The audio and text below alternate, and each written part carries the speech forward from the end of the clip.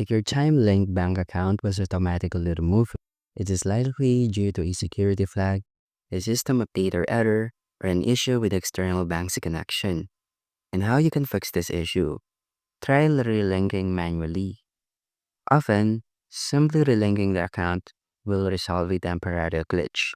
Open the Chime app, go to Move tab, select Manage Link Accounts, and choose the three dots next to the account, and select Unlink Account or Card, and tap Add Another Account, and follow the prompts to link the external bank again, entering the bank's routing and account numbers manually if possible to verify the connection, and ensure that the name, address, and personal details on both your Chime account and external bank account are identical.